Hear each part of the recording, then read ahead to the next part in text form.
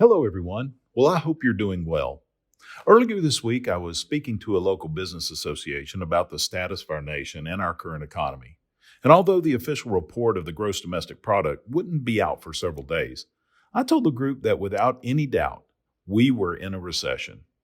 Unfortunately, on Thursday, my prediction was made official when the Bureau of Economic Analysis reported that for the second straight quarter, the U.S. economy had negative growth, which two consecutive quarters of negative growth is the definition of a recession.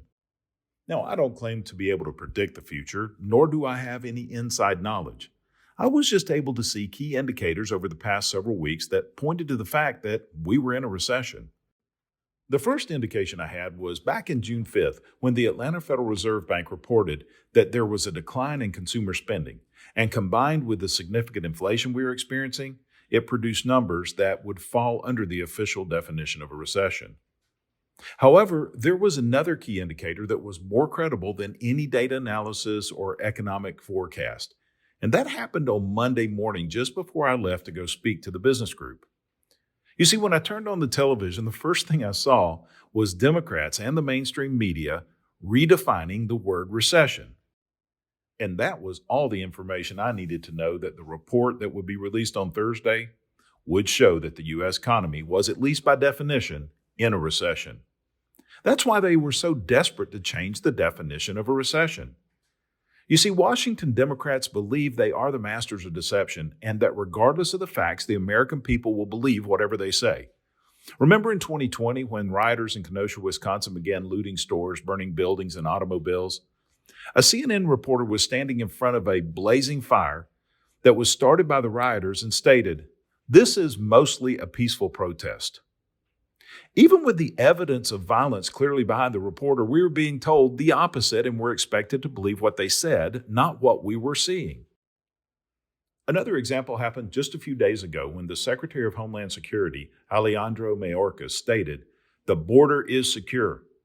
Even though we're hearing daily reports of violent crime and a historic number of illegals crossing the border every hour, we were expected to believe that the border was secure.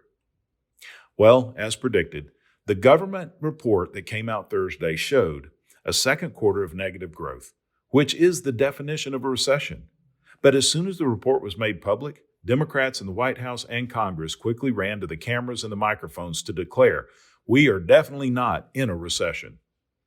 Now, I've been taught throughout my life that the first step to recover from any bad situation is to first admit that you have a problem.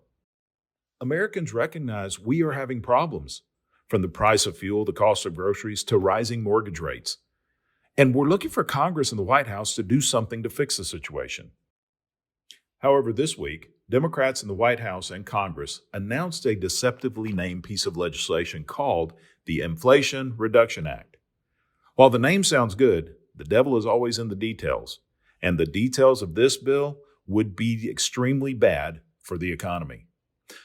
Economists have admitted that our current inflation was sparked by excessive spending by Congress and fueled by bad economic policies, both in Congress and the White House. This bill the Democrats are pushing would increase federal spending by another $433 billion. Now, this was announced right after the House and the Senate passed a bill that spent an additional $437 billion.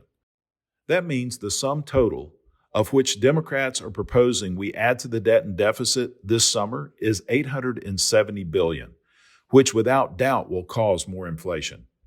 Now, on top of their proposed spending spree, the bill also increases taxes by $739 billion.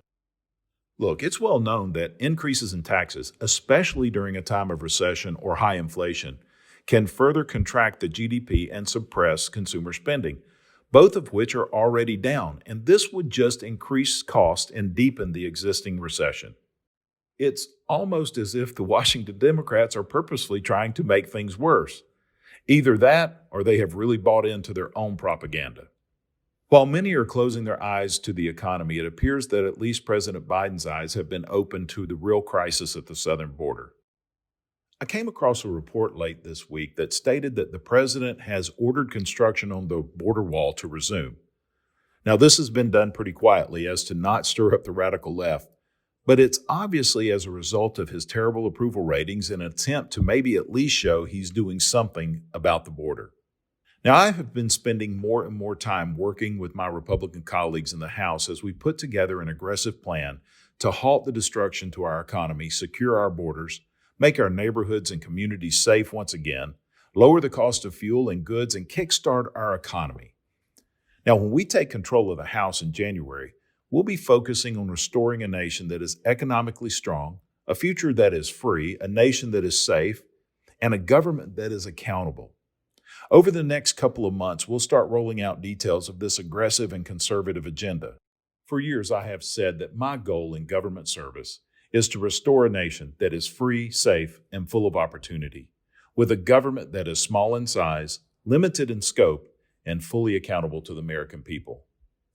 This Republican agenda lines up exactly with those goals, and I'm excited to be able to work toward restoring this nation and getting our economy kickstarted again and make sure that we do have a bright future ahead of us. May God bless you, and may God bless America.